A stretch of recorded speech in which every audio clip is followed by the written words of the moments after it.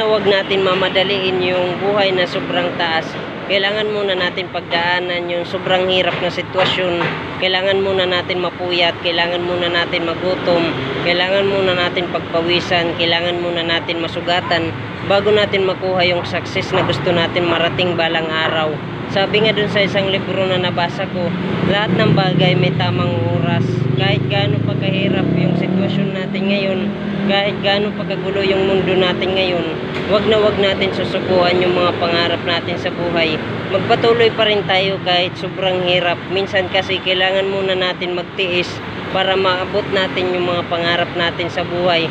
Kasi hindi palagi na masaya tayo, hindi palagi na okay tayo.